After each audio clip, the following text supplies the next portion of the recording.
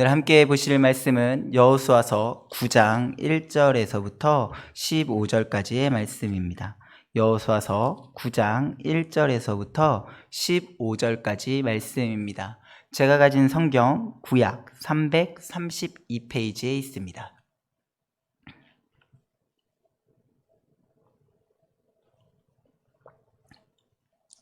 여호수아서 9장 1절에서부터 15절까지입니다. 구약 332페이지입니다. 우리 다 찾으신 줄 알고 한 절씩 교독하여 읽도록 하겠습니다. 제가 먼저 읽겠습니다. 이 일 후에 요단 서쪽 산지와 평지와 레마논 앞 대해 연안에 있는 헷 사람과 아모리 사람과 가나안 사람과 브리스 사람과 히위 사람과 여보스 사람의 모든 왕들이 이 일을 듣고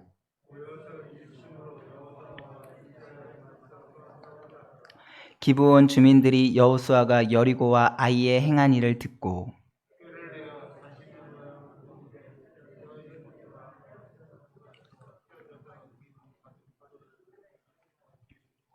그 발에는 낡아서 기운 신을 신고 낡은 옷을 입고 다 마르고 곰팡이가 난 떡을 준비하고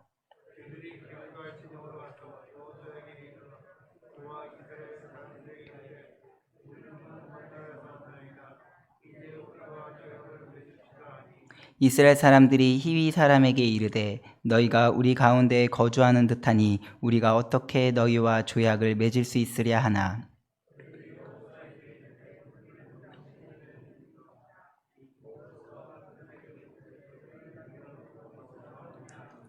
그들이 여호수아에게 대답하되 종들은 당신의 하나님 여호와의 이름으로 말미암아 심히 먼 나라에서 왔사오니 이는 우리가 그의 소문과 그가 애굽에서 행하신 모든 일을 들으며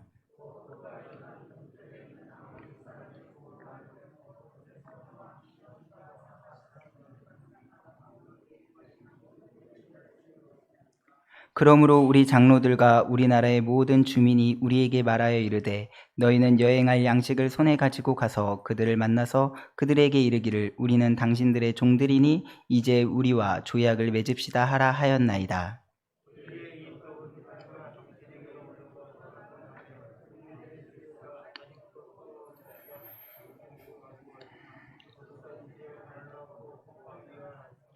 또 우리가 포도주를 담은 이 가죽 부대도 새 것이었으나 찢어지게 되었으며 우리의 이 옷과 신도 여행이 매우 길었으므로 낡아졌나이다 한지라.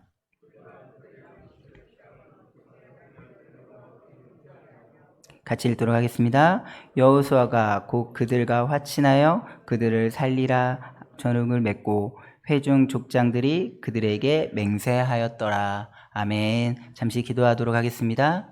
하나님 감사합니다. 오늘도 하나님의 말씀을 함께 듣고 보려고 합니다. 아버지 이 시간 하나님의 말씀을 들을 때마다 주님 그 말씀으로 말미암아 우리 마음 가운데 구원의 확신이 더 있게 하여 주시고 더욱더 하나님 앞에 나아갈 수 있게 하여 주시고 하나님을 의지하며 살아갈 수 있게 도와주시옵소서. 그래서 오늘 이 시간 말씀을 들을 때 우리의 마음 깊은 곳 가운데 하나님 말씀이 한 구절 한 구절 새겨지게 도와주시옵소서. 오직 주님만 의지합니다. 감사합니다. 예수님의 이름으로 기도합니다. 아멘. 이스라엘 백성이 아이성 전투에서 승리하였습니다. 이게 지난번에 설교했을 때 했었던 설교의 내용이었습니다. 요단강을 건널 때부터 아이성 전투의 승리까지 앞으로 이 모든 사건은 앞으로 이스라엘 백성이 가나안 땅에서 어떻게 해야 승리의 삶을 살아갈 수 있을지에 대한 실제적인 모습을 보여주고 있습니다. 모세와 함께한 광야를 지나갈 때, 그리고 여호수아와 함께 가나안 땅을 정복해 나갈 때, 그리고 오늘 우리 모든 성도님들이 지금 이 시간 이곳 가운데서 하나님의 백성으로 살아갈 때 승리의 삶을 살아가기 위해서는 반드시 하나님 앞에 순종하는 삶을 살아가야 승리하는 삶을 살 수 있는 것입니다. 그 모든 원리들이 바로 아이성 전투에까지 나타나 있는 것입니다. 그래서 저와 우리 모든 성도님들은 날마다 하나님 앞에 순종하는 삶을 살아 늘 승리하는 삶을 살아가기를 소망합니다. 그런데 항상 모든 사람들이 하나님 앞에 순종하고 하나님 앞에 복종하며 살아가는 것은 아닌 것 같습니다. 모두 동일한 반응을 하나님 앞에 순종하는 동일한 모습과 동일한 반응으로 살면 참 좋은데 그렇지 않은 것 같습니다. 그렇기에 우리의 반응에 따라 또 오늘 성경에 나오는 사람들의 반응에 따라 그들의 삶 역시 전혀 다른 모습과 결과로 나타나는 것을 볼 수 있습니다. 오늘 말씀을 통하여 그들의 어떠한 모습과 어떠한 반응이 어떠한 결과로 이어져 가는지를 좀 보면서 우리도 그 안에서 은혜 받고 소망을 가지는 시간이 되어지기를 원합니다.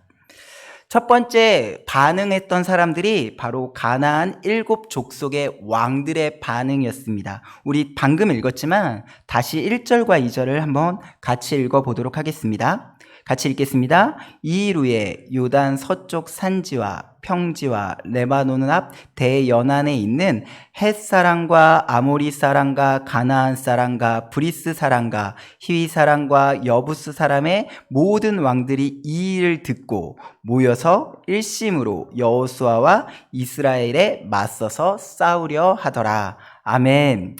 1절에 보니까 이후라고 이야기하는 거 보니까 아이성 전투에서 승리하고 난 후의 이야기인 것 같습니다.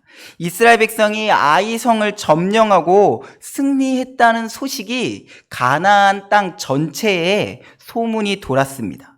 7 족속의 왕들은 그 소문을 듣고 그 소식을 듣고 지금 반응하고 있는 것입니다. 그런데 앞서서 그 반응하는 모습이 앞서서 1장부터 8장까지 있었던 가나안 족속이 가졌던 반응과 사뭇 다릅니다. 아이성을 점령했고 이스라엘 백성의 하나님이 승리했다는 소식을 들었음에도 불구하고 이 가나안 땅의 7 족속의 왕들의 이스라엘과 맞서서 싸우려고 한다는 것입니다. 그 전까지는 어땠냐면 가나안 족속들이 이스라엘과 여호수아 그리고 하나님에 대한 소식과 소문을 들을 때마다 그 뒤에 항상 수식어처럼 쫓아나왔던 것이 있습니다. 그들의 마음이 녹았다. 그들은 하나님에 대한 소식, 이스라엘 백성에 대한 소식을 들을 때마다 그들의 마음이 녹아져 내려서 아무것도 할 수도 없었고 싸울 생각도 하지 않고 그저 이제는 아무것도 할 수 없다라는 좌절감과 낭만감에 빠져 그 자리에 앉아 있을 수밖에 없었습니다. 그런데 아이성 전투에서 이스라엘 백성이 여호수아가 하나님이 승리하였다라는 소식을 들었음에도 불구하고 가나안 족속의 7 왕들은 서로가 서로를 모아서 지금 이스라엘 백성과 여호수아와 싸우려고 한다는 것입니다. 전혀 다른 반응을 하고 있는 것이죠. 어떻게 이런 생각을 하고 있는 것일까요? 왜 이들은 하나님의 백성인 이스라엘에게 대항하려고 하는 것일까요? 아마도 아간의 죄로 인하여서 아이성 전투에서 이스라엘 백성이 한 번 패배했다는 소식도 빠르게 가나안 땅 가운데 퍼져나갔던 것 같습니다. 하나님이 함께 하셨던 이스라엘 백성은 광야에서부터 가나안 땅 여리고성을 지날 때까지, 여리고성을 점령할 때까지 한 번도 지지 아니하였습니다. 연전연승, 100점 무패의 나라가 바로 이 백성, 이스라엘의 백성이었던 것입니다. 그런데 아이성의 패배의 소식이 들려오자마자 가나안 왕들의 마음속에 이런 마음이 생각난 것이죠. 한번 해볼 만하다. 쟤네들도 무적은 아니구나. 우리가 잘 공격하면 저들의 허점과 약점을 파고들어서 우리 7 족속이 힘을 합하여 저들을 공격하면 저들도 무너뜨릴 수 있구나.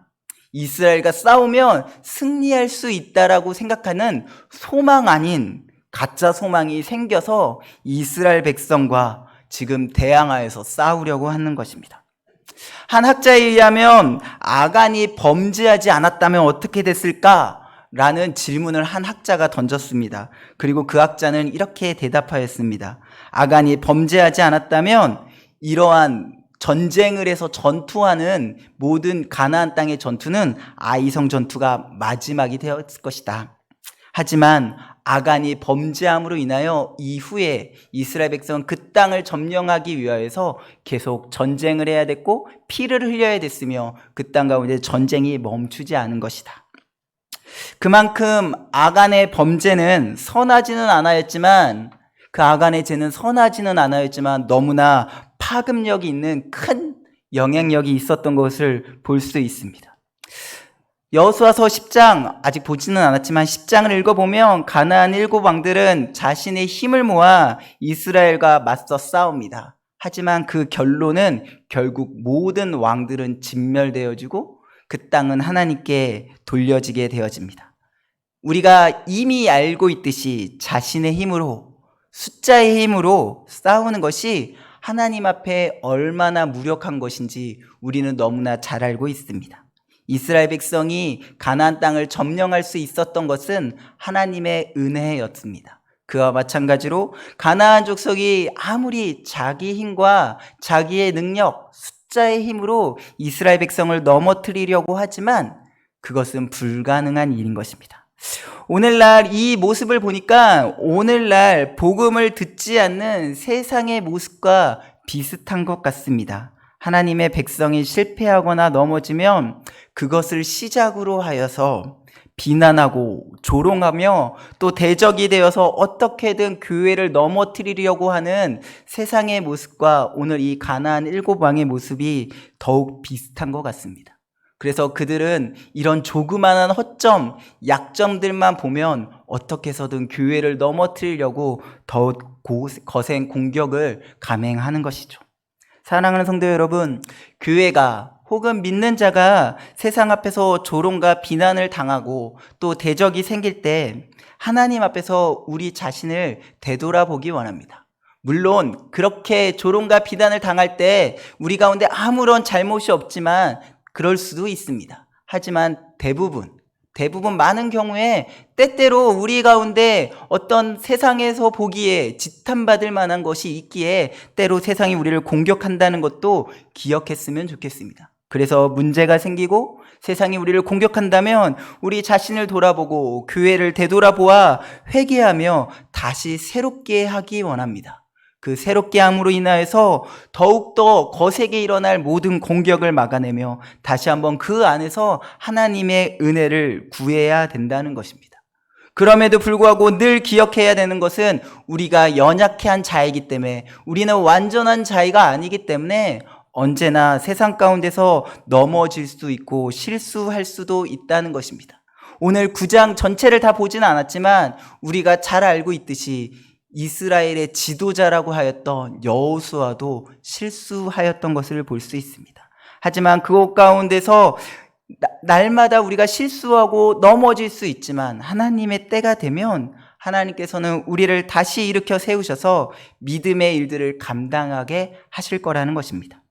더 나아가 우리가 해야 될 일, 그것은 주님이 다시 오시는 최후의 승리의 날을 바라보며 더욱더 하나님의 은혜를 기대어 용기 내어 달려가야 되는 모습이 우리의 모습이 되어야 되는 것입니다. 대적들이 우리를 공격할 때 더욱 하나님의 은혜를 구하고 나의 모습을 되돌아보아 회개하며 주님 앞에 나를 정결케 하는 저와 우리 성도님이 되어지기를 간절히 소망합니다. 두 번째는 기드온 주민들의 반응입니다. 이 기드온 주민들은 어떻게 반응했는지 한번 읽어보겠습니다. 우리 3절을 한번 같이 읽어보겠습니다. 같이 읽겠습니다. 기드온 주민들이 여호수아와 여리고와 아이가 행한 일을 듣고 4절도 읽어볼까요? 꾀를 내어 사신의 모양을 꾸미되 헤어진 전대와 헤어지고 찢어져서 기운 가죽 포도주 부대를 나귀에 싣고 와서 무엇을 하는 것입니까? 이스라엘 백성과 화친을 맺으려고 합니다. 오늘 본 7절 말씀에 보니까 이 기브온 주민들은 히위 족속에 속하여 있는 주민들이었습니다. 다시 말하면 그들도 하나님께서 진멸하고 명령하셨던 가나안 사람들입니다. 그러한 기브온 주민들이 가나안 7족속의 왕들과 같이 아이성 전투에서 이스라엘 백성이 승리하였다는 소식을 들었습니다. 이미 3절에 읽었던 것처럼 기브온 주민들이 여호수아가 여리고와 아이에 행한 일을 다 들었다는 것입니다. 그런데 이들의 반응은 가나안 7족속의 왕들의 반응과 다릅니다. 왕들은 싸우겠다고 나섰는데 이들은 이스라엘 백성과 화친을 맺기 위하여서 이스라엘 진영을 방문하고 있는 것입니다. 이스라엘의 백성을 속여서라도 싸움을 피하고 살 길을 모색하고 있는 것입니다. 이상합니다. 이스라엘에 대한 소식을 어떤 이는 들었고 어떤 이도 듣지 못한 소식이 아니었습니다. 가나안 땅에 있는 사람이라면 누구라도 왕에서부터 주민들에게 이르기까지 모든 사람들이 다 들을 수 있었던 소식이었습니다. 하지만 왕들은 소식을 듣고 전쟁을 준비하였고 기브온 주민들은 그 소식을 듣고 화친을 맺어 살 길을 찾아가려고 하고 있는 것입니다. 어떻습니까? 이러한 모습을 보면 이 기브온 사람들과 왕들의 반응을 볼 때 하나님의 복음을 전할 때, 오늘날 우리가 전도하러 나갈 때 사람들의 반응과 비슷한 것 같지 않습니까? 우리가 전도하며 복음을 전할 때 누군가에게는 우리가 전하는 예수 그리스도가 정말로 기쁜 소식이 되어 그 사람을 변화시키고 구원의 길로 인도합니다. 그런데 어떤 사람에게는 아무런 영향력이 없기도 합니다. 복음을 받아들이고 받아들이지 않고는 신분과 능력과 재력 그리고 사람의 어떠한가는 아무런 관련이 없음에도 불구하고 사람들은 각기 다른 반응을 하는 것을 볼 수 있습니다. 이러한 일들이 비단 오늘날에만 있고 구약에만 있었던 일은 아닙니다. 사도행전에서도 이런 일을 볼 수 있습니다. 사도행전 2장 37절 한번 같이 읽어보겠습니다. 사도행전 2장 37절입니다. 같이 읽겠습니다. 그들이 이 말을 듣고 마음에 찔려 베드로와 다른 사도들에게 물어 이르되 형제들아 우리가 어찌할꼬 하거늘. 아멘. 성령의 능력을 받은 제자들이 복음을 들고 살아계신 예수 그리스도를 전하기 시작하였습니다. 그가 하나님의 아들입니다 라고 나아가서 예루살렘에 있는 사람들에게 전하기 시작하였습니다. 그분을 믿어야지 구원받을 수 있습니다 라고 전하자 그 말씀을 들었던 그곳 백성이 이렇게 이야기하는 것입니다. 내 마음이 찔립니다. 내 마음이 찔립니다. 그래서 우리가 어찌하여야지 구원을 얻고 예수님을 믿을 수 있습니까? 하면서 복음을 적극적으로 받아들이려고 하고 있는 것입니다. 그들도 예수님을 믿겠다고 지금 이야기하고 있는 것입니다. 그런데 사도행전 7장 54절에 보면 조금 다른 이야기가 나옵니다. 7장 54절에 이렇게 쓰여져 있습니다. 그들이 이 말을 듣고 마음에 찔려 그를 향하여 이를 갈거든.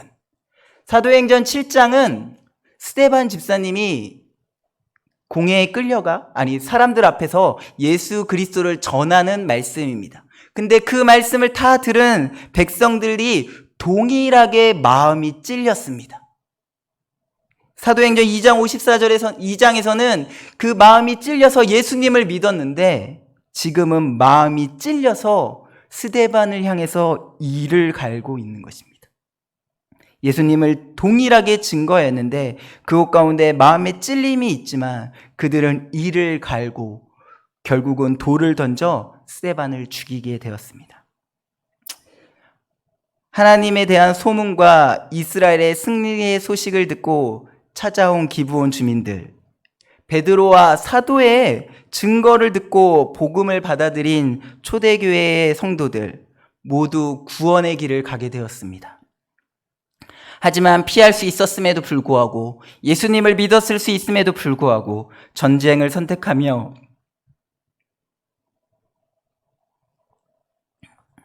선택하였던 가나안 족속의 7 왕들이나 믿음의 기회에도 불구하고 예수님을 믿지 않았던 스데반을 대적하여 죽였던 그곳 가운데 있던 유대인들이나 그들의 결국 스스로 영원한 멸망의 길, 죽임의 길을 택한 것이었습니다.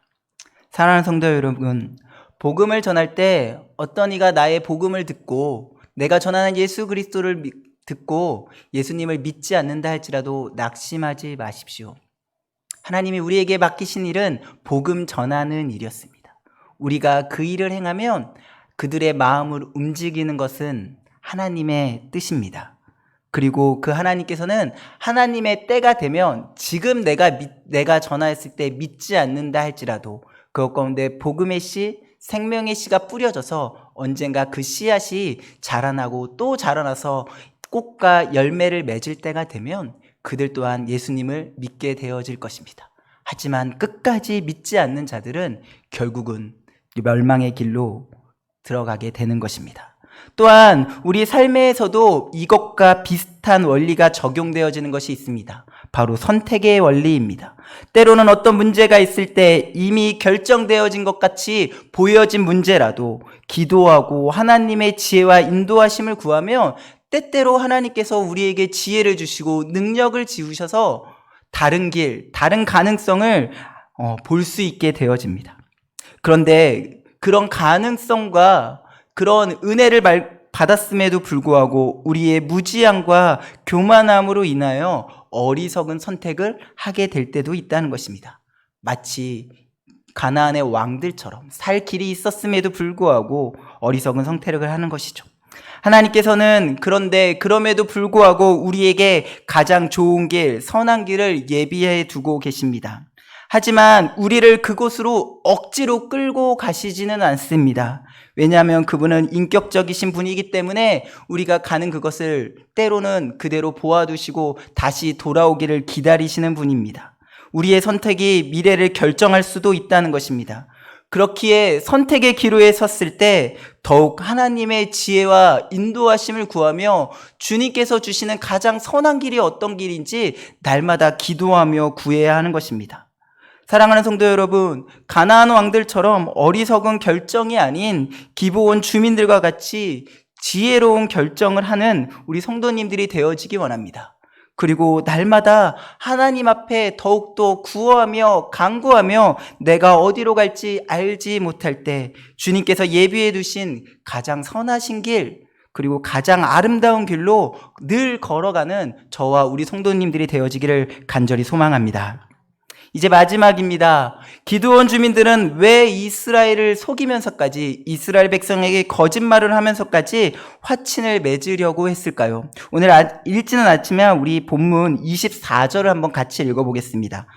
9장 24절 말씀입니다. 같이 읽겠습니다. 그들이 여호수아에게 대답하여 이르되 당신의 하나님 여호와께서 그의 종 모세에게 명령하사 이 땅을 다 당신들에게 주고 이 땅의 모든 주민을 당신들 앞에서 멸하라 하신 것이 당신의 종들에게 분명히 들림으로 당신들로 말미암아 우리의 목숨을 잃을까 심히 두려워하여 이같이 하였나이다. 아멘.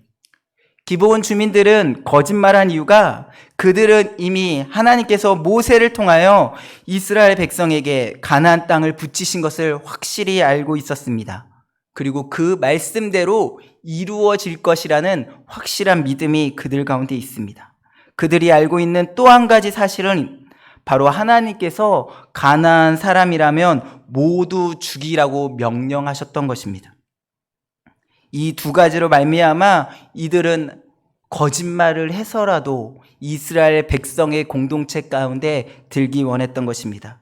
그러므로 자신들이 가나안 사람이라고 말하면 분명히 이스라엘 백성은 절대로 화친을 맺지 않을 것인 것을 확실히 알았기 때문에 그들은 거짓말을 할 수밖에 없었던 것입니다. 비록 기브온 주민들의 거짓말이 이스라엘 편에서는 자신들을 기만하고 나쁜 것이고 또 할 수 없는 것들을 한 것이지만 기브온 주민들의 입장에서 본다면 그 거짓말은 참으로 지혜로운 행동이었으며 한 동네가 살아날 수 있는 구원을 위한 행동이었던 것입니다. 이렇게 할 수 있었던 결정적인 이유는 그들은 하나님의 말씀을 믿었고 하나님에 대한 두려움이 있었기 때문입니다. 기브온 주민들의 모습은 여리고성 정탐꾼을 숨겨주었던 라합의 믿음과 같은 것이었습니다.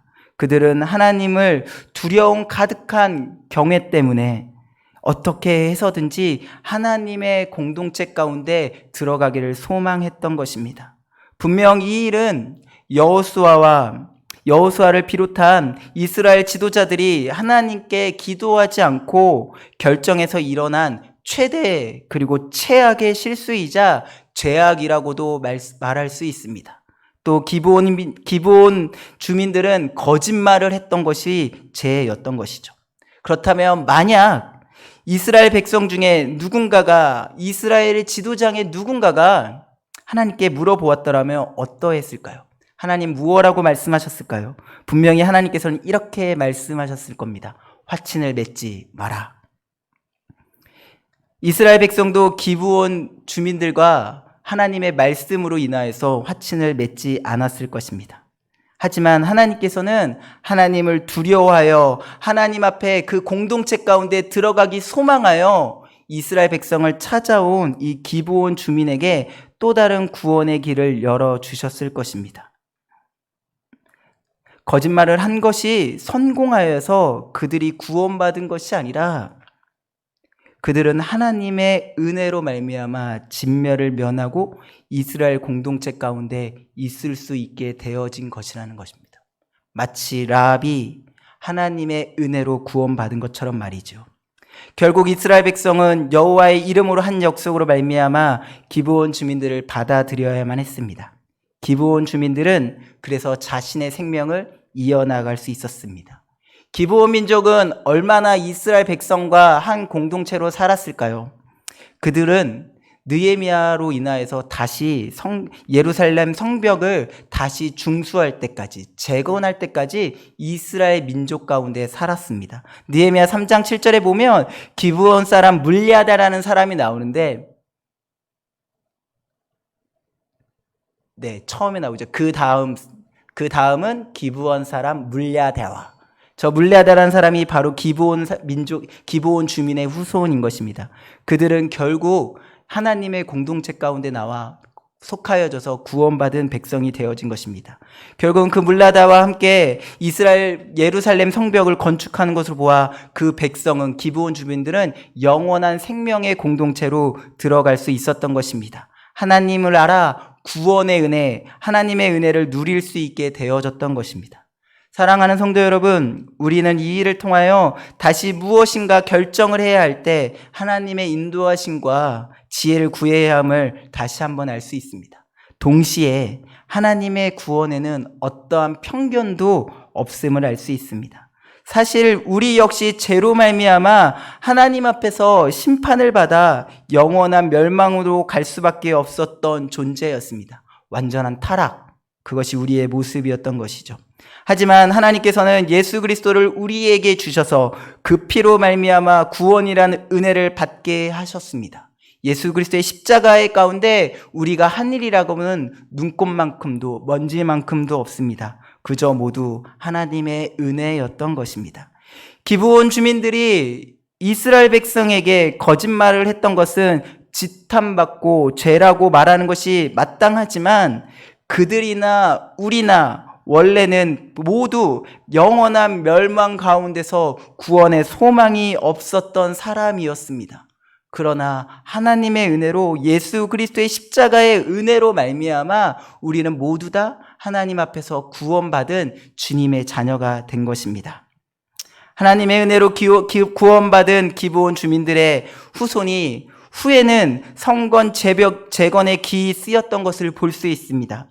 우리 역시 원래는 멸망받아야 되었지만 예수 그리스도의 은혜로 말미암아 이제는 하나님의 전에 하나님의 나라에 귀히 쓰임받고 있는 하나님의 자녀요, 하나님의 백성이요, 하나님이 사랑하시는 주님의 자녀들 아닙니까?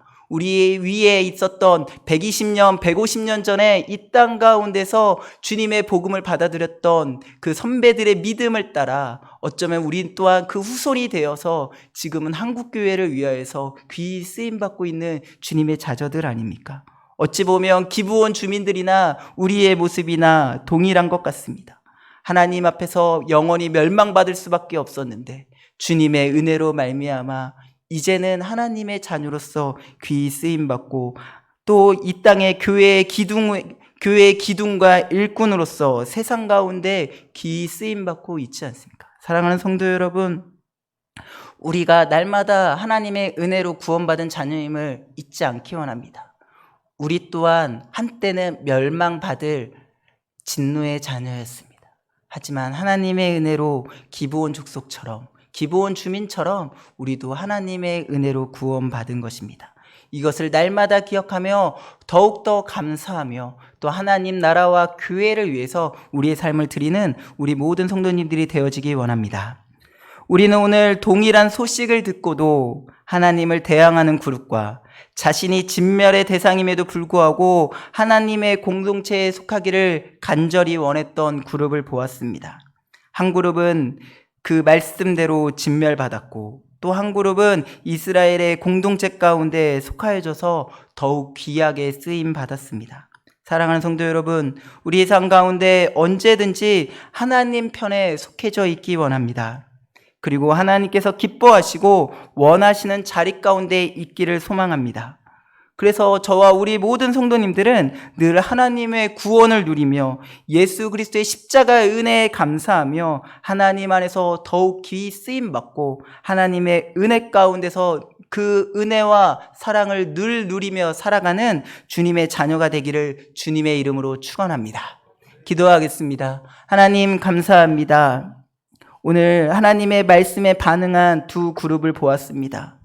주님, 우리는 교만하여지고 어리석어져서 멸망 가운데 가는 선택을 하지 않게 하여 주시고 날마다 하나님의 지혜와 은혜를 구하여서 하나님의 구원의 은혜를 누리는 지혜로운 하나님의 자녀 되게 하여 주시옵소서. 그래서 세상 가운데서나 주님 교회 가운데서나 칭찬받으며 하나님께서 기뻐하시는 삶을 살아가는 주님의 자녀들 되게 도와주시옵소서. 감사합니다. 예수님의 이름으로 기도합니다. 아멘. 찬송